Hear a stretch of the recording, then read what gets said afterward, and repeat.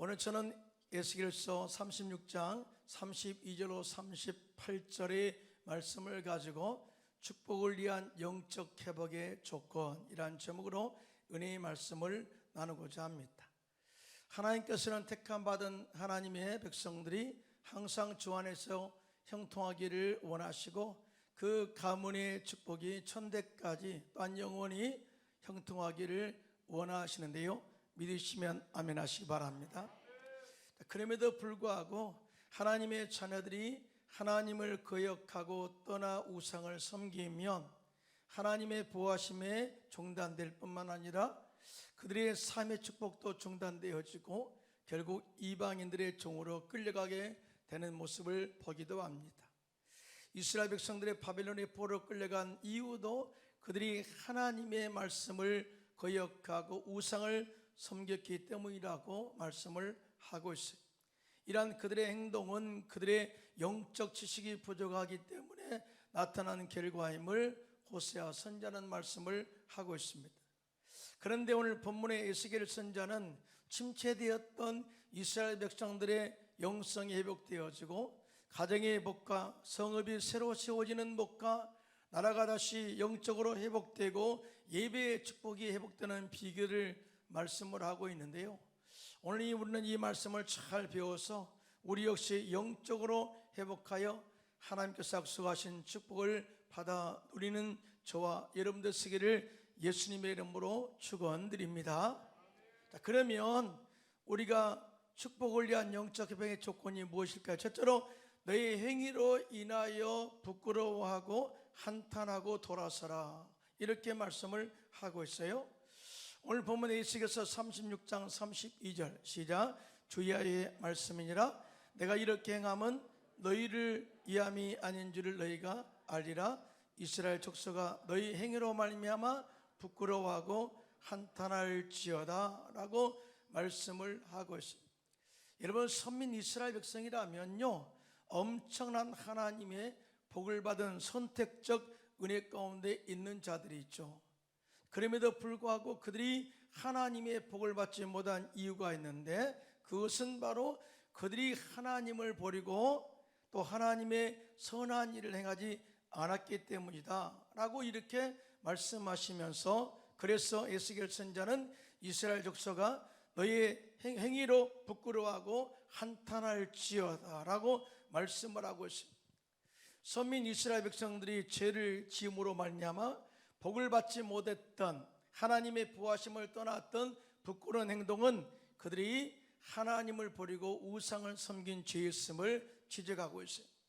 그래서 하나님께서는 에스겔 선지자에게 환상을 통해서 그들이 우상을 어떻게 섬겼고 어떤 모습으로 그들이 죄를 지었는가를 구체적으로 환상을 통해서 보여줬어요.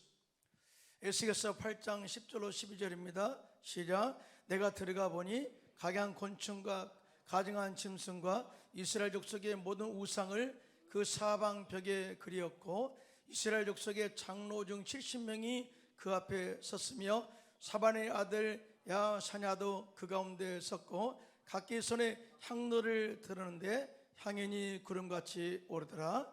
또 내게 이르시되 인자야, 이스라엘 족속의 장로들이 각각 그 우상의 방한 어두움 가운데서 행하는 것을 내가 보았느냐?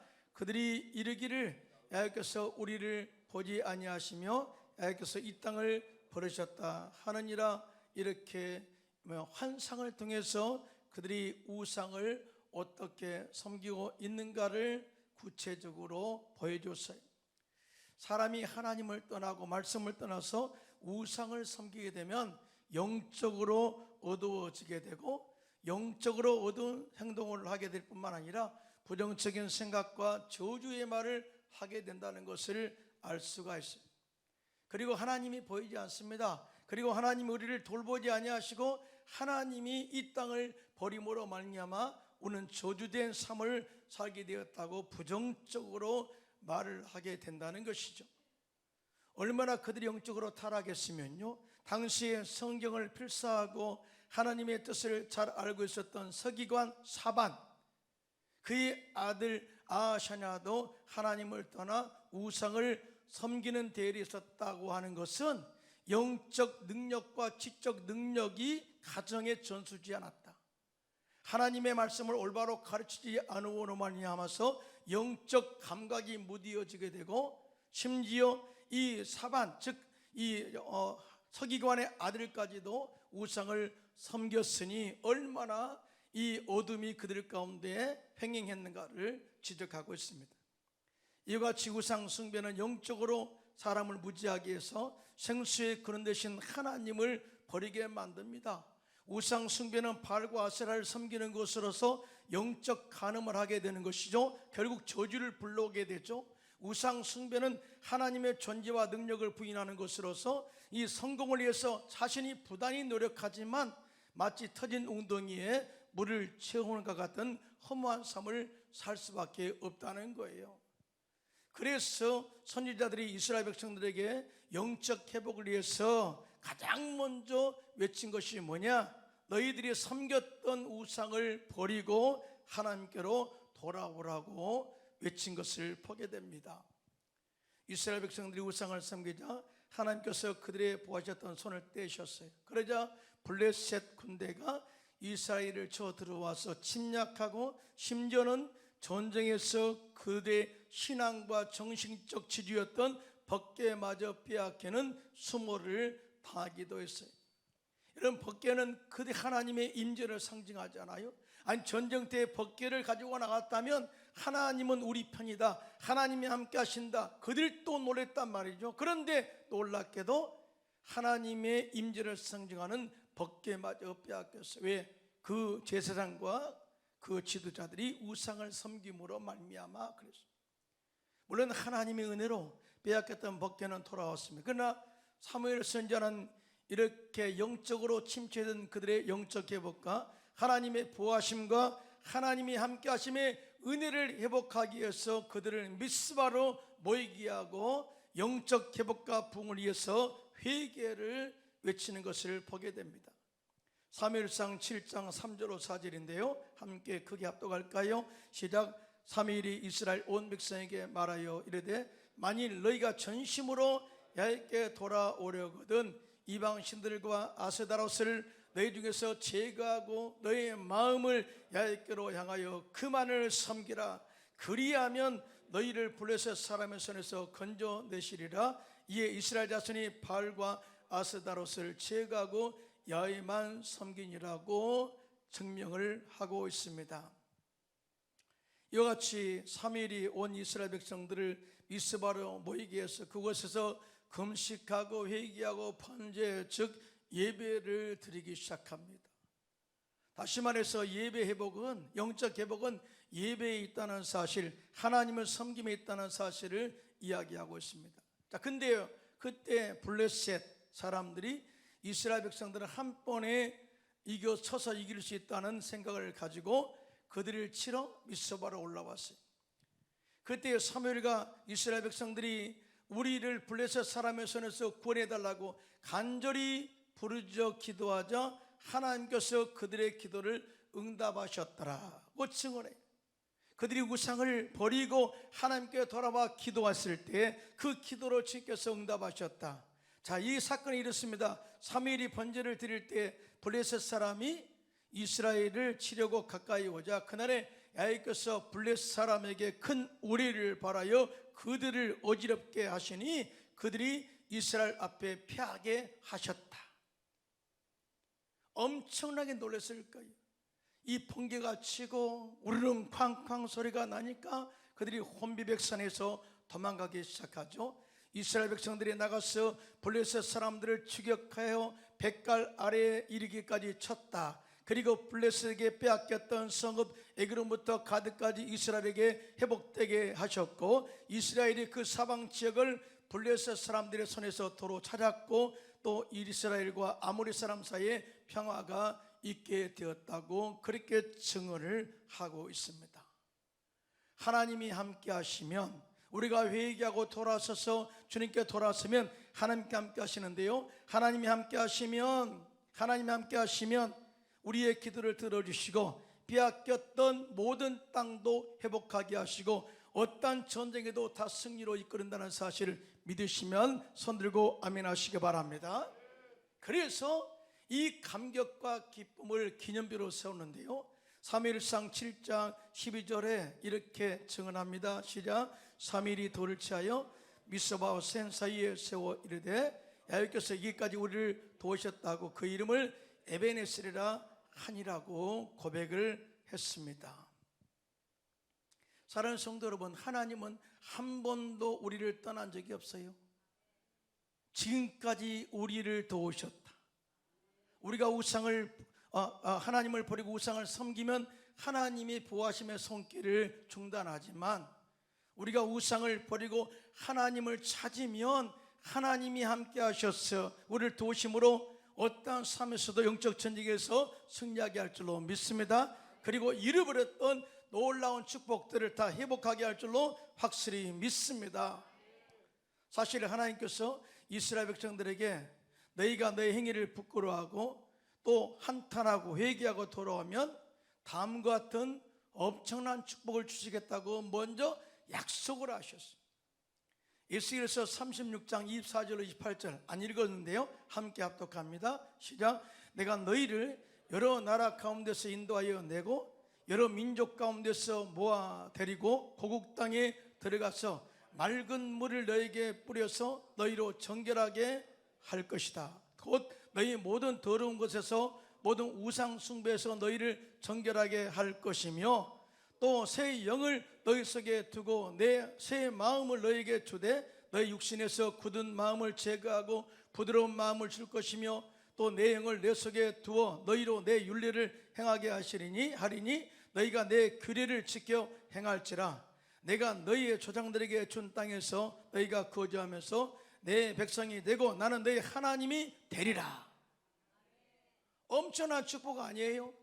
너희가 회개하고 주께 돌아오면 너희를 고국 땅으로 드리게 될 것이다. 그것에서 너희를 정결하게 하고 깨끗하게 할 것이다. 우상 숭배하지 않도록 하나님께서 막아줄 것이다. 그리고 새 영을 너희 속에 두어서 새로운 생각을 품게 하시고 더러운 생각을 제거하고 부드러운 마음을 줄 것이며 하나님 말씀을 지키게 할 것이다. 그리고 더 중요한 것은 나는 너희 하나님이 되고 너희는 나의 백성이 되리라. 관계 회복이죠. 엄청난 축복을 주시겠다고 약속을 했어요. 그러므로 이스라엘 족속아 너희 행위로 말미암아 부끄러워하고 한탄하고 회개하고 돌아서라고 말씀을 한 것입니다. 우리 역시 하나님 보호하심과 하나님이 함께 하심의 축복을 받아 누리기를 원하신다면 지금 우리들이 섬기고 있는 우상을 완전히 제거하고 하나님께로 돌아서는 저와 여러분들 되기를 예수님의 이름으로 축원합니다. 원래 우상의 의미는 어떤 형상을 만들어 그것을 하나님처럼 섬기는 것을 우상 숭배라고 말을 해요. 하지만 현대에 와서 우상은 하나님보다 더 사랑하는 것이 있다면 그것이 우상이다라고 정의를 합니다. 그리고 현대의 우상은 맘모니즘이라고 해요. 맘모니즘이란 황금 우상, 즉 재산, 소유, 재물의 최고의 가치를 두고 그것을 절대시하고 섬기는 것을 맘모니즘이라고 하죠. 현대판 우상이죠. 그런데 이러한 것들은 육체적 정욕과 탐심에서 나온다는 것을 지적하고 있습니다. 그래서 사도 바울은 골로새서 3장 5절 6절에 이렇게 말씀합니다. 시작. 그러므로 땅에 있는 지체를 죽이라. 곧 음란과 부정과 사욕과 악한 정욕과 탐심이니 탐심은 우상 숭배니라. 이것들로 말미암아 하나님의 진노가 임하느니라. 왜 사람들이 우상을 섬기느냐? 그것은 그 안에 거룩함이 약해져 있기 때문에 그래요. 성령이 살아있다 그 말이, 하나님 말씀의 거룩함이 살아있다 그 말이, 기도 영성이 살아있다 그 말이에요. 그러다 보니까 내 안에 영적 지식이 약하기 때문에 결국은 무지에서 하나님을 버리고 우상을 섬김으로 말미암아 백성이 망하게 되었다고 호세아서 4장 6절에 말씀을 하고 있습니다. 그러므로 우리는 우리 안에 있는 우상을 제거하고 영적 회복을 위해서 하나님의 말씀으로 키워야 될 줄로 믿습니다. 성령을 소멸하지 마시고 성령으로 가득 채우시기를 예수님의 이름으로 축원합니다. 빈 컵에 물을 채우면 그 안에 공기가 나가는 것처럼 우리 안에 말씀과 성령으로 가득 채울 때에 우리 안에 우상이 떠나가게 되고 육체의 정욕과 탐욕과 만물의 우상이 떠나가고 하나님의 보호하심 속에서 에덴의 축복이 회복되게 될 줄로 믿습니다. 둘째로 축복을 위한 영적 회복의 조건은 뭐냐? 하나님의 약속이 이루어지기 위하여 그래도 구하여야 할지니라. 그래도 하나님 약속이 이루어지기를 기도해야 될지라. 하나님께서는 그들이 우상을 버리고 자신들의 잘못된 행동을 부끄러워하고 회개하고 돌아왔으면 다음과 같이 회복하여 주시고 축복해 주시겠다고 약속을 하시는데요, 함께 합독합니다. 오늘 본문 에스겔서 36장 33절로 36절 시작. 주 여호와께서 이같이 말씀하셨느니라. 내가 너희를 모든 죄악에서 정결하게 하는 날에 성읍들에 사람이 거주하게 되며 황폐한 것이 건축되게 할 것인즉 전에는 지나가는 자의 눈에 황폐하게 보이던 그 황폐한 땅이 장차 경작이 되리라. 사람이 이르기를 이 땅이 황폐하더니 이제는 에덴 동산같이 되었고 황량하고 적막하고 무너진 성읍들의 성벽과 주민이 있다 하리니 너희 사방에 남은 이방 사람이 나 야훼가 무너진 곳을 건축하며 황폐한 자리에 심은 줄을 알리라. 나 야훼가 말하였으니 이루리라 라고 이렇게 말씀을 해요. 황폐한 땅이 회복될 것이다. 농사를 지으면 열매를 많이 맺게 될 것이다. 지나가는 사람들이 옛날에는 저곳에 사람이 저주를 받아 성패한 땅이 되었대. 그런데 언제부턴가 사람이 너무나 많이 모여들어서 이제는 축복의 땅이 되어서 마치 에덴 동산같이 되었어 라고 그렇게 간증한다는 거예요. 저는 이러한 축복이 우리 교회, 우리 성도들의 가정에 넘쳐나기를 예수님의 이름으로 축원합니다. 하나님께서 약속하셨으니 그대로 될 줄로 믿습니다.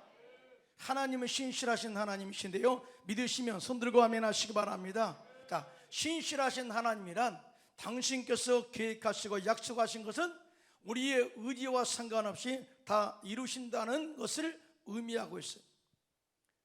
하나님이 말씀하셨으니까 이루게 될 것이다 라는 거죠. 그럼에도 불구하고 그 약속이 이루어지도록 기도하라는 거예요.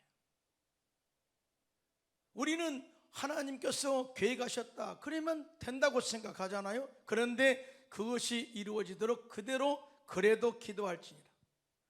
오늘 본문 에스겔서 36장 37절입니다. 시작. 주 여호와께서 이같이 말씀하셨느니라. 그래도 이스라엘 족속이 이같이 자기들에게 이루어 주기를 내게 구하여야 할지라. 그래도 구해야 한다. 이같이 하나님께서 성패한 땅이 회복되어지고 무너진 성벽이 재건되어지고 떠났던 사람들이 돌아와서 그 나라가 회복된다고 약속했다 할지라도 이 약속의 말씀이 이루어지도록 너희는 기도해야 한다는 것이죠. 따라서 기도는 하나님 약속의 말씀을 성취하게 하는 통로가 되는 줄로 믿습니다. 하나님께서 우리에게 복주시기를 원하시죠. 믿으시면 아멘. 형통하기를 원하십니다. 치료하기를 원하십니다. 또 우리 자녀가 창조하기를 원하십니다. 그런데 이런 약속이 우리에게 주어졌어도 너희가 기도하지 않으면 응답받을 수 없고 그에 따른 열매를 절대 맺을 수가 없다고 이렇게 역으로 가르치고 있는 거예요. 야고보 선생은 야고보서 4장 2절에 너희가 얻지 못하면 구하지 아니하기 때문이요 구하여도 얻지 못하면 잘못 구함이라고 이야기를 하고 있습니다. 에레미야 29장 11절로 13절 하나님의 비전과 기도에 대해서 연결해서 이야기하고 있는데요, 이렇게 말씀합니다. 시작. 야훼의 말씀이니라 너희를 향한 시작. 야훼의 말씀이니라 너희를 향한 나의 생각을 내가 아나니 평안이요 재앙이 아니니라 너에게 미래와 희망을 주는 것이니라. 자, 여기까지. 하나님은 우리의 희망이요 소망이요 미래가 되는 줄로 믿습니다. 이 말씀은 이미 너희는 잘 되도록 약속하셨다는 거예요. 그런데 여기 답이 있습니다. 시작. 너희가 내게 부르짖으며 내게 와서 기도하면 내가 너희들의 기도를 들을 것이요 너희가 온 마음으로 나를 구하면 나를 찾을 것이요 나를 만나리라. 똑같아요. 구약에 정말 하나님께서 에리마 선지자를 통해서 내가 너희를 형통케 할 것이다, 미래의 희망의 나라, 내가 그렇게 할 거야. 그럼에도 불구하고 너희가 나와서 기도하면 부르짖으면 주께서 응답하시겠고 온 마음으로 나를 찾으면 내가 너를 만날 것이다 라고 말씀을 하고 있습니다. 우리는 예수님을 믿어 하나님의 자녀가 되었고요, 우리의 모든 죄와 허물을 용서받은 의인으로 하나님을 만나게 되었어요. 믿으시면 아멘. 우리의 삶 속의 생활의 저주가 끊어지고 아브라함의 축복을 받게 되었어요. 제가 채찍의 맞음으로 우리의 모든 질병의 치료함 받게 되었어요. 그리고 더 중요한 것, 예수 믿는 자 영원한 생명을 얻게 되어서 천국에서 영원히 살게 되었습니다. 자, 그런데 이 놀라운 이 삼중구원의 축복의 계획은 누구 거예요? 하나님 것이죠. 최초의 인간, 인류의 조상 아담과 하와가 선악과를 따먹고 범죄했을 때 영이 죽어버렸어요. 가시왕권기로 저주가 임했어요. 결국 너는 흑인이 흑으로 돌아가라, 질병으로 죽음이 다가왔습니다. 절대 죽음, 절대 절망, 삼중 죽음, 삼중 타락이죠. 그런데 하나님께서 여자의 후손에서 뱀의 머리를 밟을 자를 나오게 하시겠다, 장차 메시아가 이 땅에 오셔서 너희를 구원할 것이야 라고 하는 하나님의 계획을 선포하죠. 이 계획이 세월이 흘러서 2000년 전에 하나님께서는 예수님을 이 땅에 보내셔요. 하나님의 본체, 말씀의 본체, 창조주 하나님의 아들 예수님이 이 땅에 보내셔서 십자가에 달려 죽어 우리의 인류를 구원하게 하셨어요. 자, 하나님의 계획이죠. 예수님은 이 하나님의 계획을 이루시기 위해서 이 땅에 오셨어요. 그런데 예수님은 가만히 계시다가 십자가에 죽었다, 그것이 아니에요. 이 계획을 이루시기 위해서 엄청난 기도의 노동의 대가를 지불합니다. 십자가에 달리시기 전날 밤 겟세마네 동산에서 밤새 땀방울이 변하여 핏방울이 되도록 기도하시죠. 그리고 아버지여 너의 원대로 마시옵고 아버지의 원대로 되기를 원하나이다 라고 결단의 기도를 거기서 겟세마네 동산에서 드리게 됐죠. 주님의 뜻을 이루기 위해서 바로 이 독생자 예수님 하나님의 본체도 그렇게 기도함으로써 아버지의 뜻을 이루는 데 집중했다는 거죠. 그리고 나서 십자가에 올라가셔서 마귀를 멸하시고 우리를 구원하시고 우리 저주를 끊으시고 우리 질병에 치료하시고 영생의 은혜를 허락한 줄로 믿습니다. 예수님도 기도로서 아버지의 뜻을 이루셨다, 그 말이에요. 하나님은 치료의 하나님이십니다. 마라의 스물을 달게 하신 야이라파 하나님, 치료하는 광선을 발하여 우리를 낫게 하시고 우리를 송아지처럼 뛰게 하시는 하나님, 또한 예수님께서 채찍에 맞음으로 우리는 남을 입었다고 이사야 선지자는 예언했고요, 사도 베드로는 이 사실을 예수님께서 십자가에서 이루셨다고 선포한 사람이죠. 그럼에도 불구하고 야고보 선생은 야고보서 5장 14절로 15절에 이렇게 말씀합니다. 시작. 너희 중에 병든 자가 있느냐? 그는 교회 장로들을 청할 것이요 그들은 주의 이름으로 기름을 바르며 그를 위하여 기도할지니라. 믿음의 기도는 병든 자를 구원하리니 주께서 그를 일으키시리라. 혹시 죄를 범하였을지라도 사하심을 받으리라. 하나님의 치유 약속이 있다 할지라도 교회의 장로들을, 지도자들을 청하여서 기도하고 회개하고 영적 각성 운동을 해야 된다는 거죠. 그리할 때 하나님께서 치료하시고 회복시켜 주신다는 사실을 말씀을 하고 있습니다. 이스라엘 백성들이 하나님을 떠나고 죄를 범하였을 때 하나님께서 팔레스타인 지방에 3년 6개월 동안 비를 내리지 않게 하고 황폐한 땅이 되었습니다. 자, 3년 6개월이 지난 이후에 그 땅에 다시 비를 내리겠다고 하나님께서 약속하셨어요. 그러면 우리가 기도하지 않아도 그렇게 주님은 하실 거예요. 그럼에도 불구하고 엘리야 선지자는 갈멜산에 올라가서 이 바알 선지자, 아세라 선지자 850대 1의 영적 전쟁에서 대승리를 거둔 이후에 하나님께서 약속하신 비가 내리도록 그의 얼굴을 다리 사이에 넣고 간절히 기도했습니다. 사원을 보내서 저기 바다 위에 구름이 있는가 보라, 흔적이 있는가 보라, 이렇게 보냅니다. 사원이 말합니다. 아무것도 보이지 않습니다. 사실은 제가 갈멜산에 갔는데요, 갈멜산은 평지예요. 거의 산이 그렇게 높지 않습니다. 그런데 갈멜산에 올라가서 보면 쫙 바다가 보입니다. 가물가물하게. 그것도 맑은 날에 바다가 보여. 그걸 보는 거죠. 아무것도 보이지 않습니다. 또 가봐라. 아무것도 보이지 않습니다. 드디어 7번째 가서는 주여, 주인이시여, 저기 바다 위에 손만한 작은 구름이 보이나이다. 그때 엘리야 선지자는 이제 비가 올 것이라고 감지하고, 그 다음에 아합에게 빨리 집으로 돌아가라고 기별을 보내고 하나님의 이 비가 내림의 역사를 체험하게 됩니다.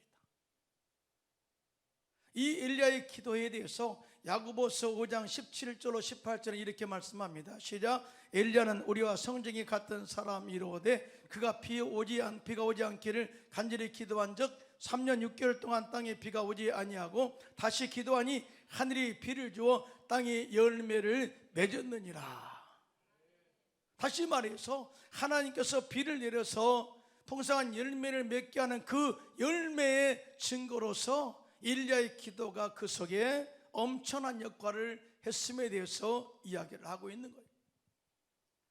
최근 미국 에즈버리 대학교 대부흥에 수년 동안 기도의 씨앗을 심었던 중국계 말레이시아 신학자 홍투 리오우 목사가 한국을 방문해서 에즈베리 신학대 대학교 부흥에 대해서 말씀을 하고 간증을 했어요. 에즈베리 대학교 대부흥은 지난 2월 전체 인구 6,000명밖에 되지 않는 미국 켄터키주 일모어 지역에 있는 에즈베리 대학 채플에서 보름 동안 7만여 명이 모여 뜨거운 부흥의 역사를 체험한 사건이죠. 어떤 유명한 것도 아니고 인구가 많은 것도 아니고 그렇다고 해서 거기에 뜨겁게 기도하고 하는 사람들이 많았던 것도 아닌데 그곳에 엄청난 부흥 역사가 임한 거예요. 그런데 한 사람의 영적 각성과 기도의 힘이 엄청난 영향을 미친 것을 이야기하고 있어요. 목사님은 2016년 방문교수 자격으로 에즈베리대를 찾아갔습니다. 그런데 대학과 지역 부흥을 위해서 기도하라는 하나님의 음성을 듣고 새벽 기도를 시작했어요. 그리고 회개하라, 하나님의 부흥의 때를 기대하라 하고 앞뒤에 간판을 달고 이렇게 그 간판을 메고 거리를 다니면서 예수를 때 복음을 전파했어요. 그래서 사람들이 그 사람을 다 알아요. 샌드위치맨, 즉 사람이 샌드위치의 알맹이고 양쪽에 판을 댔으니까 꼭 샌드위치처럼 다녔다 그 말이에요. 자, 그런데 이렇게 부흥을 위해서 이 대학과 지역 부흥을 위해서 3년 동안 기도 약속을 지켜왔다. 그런데 놀랍게도 2월 달에 놀라운 부흥의 역사를 경험하게 되고 6,000명밖에 안 되는 도시에 7만 명이 보름 동안 모여서 기도하게 되었다. 그러면서 이분이 선포한 것이 뭐냐? 부흥의 비결은 기도밖에 없다. 부흥은 기도다. 특별히 목사님은 기도할 때 기도 방식보다는 내용이 중요하다고 말씀하시면서 반드시 성경 말씀을 붙잡고 기도해야 한다고 이렇게 말씀했어요. 하나님의 약속의 말씀을 붙잡고 기도하면 확신에 찬 이 기도를 할 수가 있다라고 힘주어 말했습니다. 자, 목사님은 특별히 부흥에는 영적 규칙이 있다고 말씀하시면서 부흥은 반드시 한 개인의 영적 각성에서부터 시작한다고 말씀하셨고요, 한 개인의 영적 각성이 없으면 대규모의 각성과 부흥은 절대 이루어질 수 없다고 말씀했습니다. 저는 요즘 우리 교회가 기도 운동이 일어나고 있습니다. 우리 금요 찬양 예배에 가득 메우고 있죠. 처음에는 강제로 목사님 모이게 한다라고 하는 사람들의 음성도 있었습니다. 그런데 참석해 보니까 하나님이 만지시고 회복하시고 영적 회복하시고 찬양 가운데 인도하시는 하나님의 능력을 경험하니까 오히려 이제는 목사님 저를 끌어내줘서 감사하다고 고백한 사람의 대부분이에요. 지금 일어난 여러분의 기도와 영적 각성 운동을 통해서 저는 우리 교회가 크게 부흥될 줄로 믿습니다. 크게 한번 아멘 할까요? 크게 자신감 있게 아멘 할까요? 여러분의 영적 각성과 기도를 통해서 우리 교회가 부흥될 줄로 믿습니다. 또 강명식 성시화가 이루어질 줄로 믿습니다. 이런 영적 부흥의 각성 운동이 여러분의 영적 회복과 부흥 운동을 통해서 전 세계에 미치는 영적 부흥의 주역이 되시기를 예수님의 이름으로 축원합니다.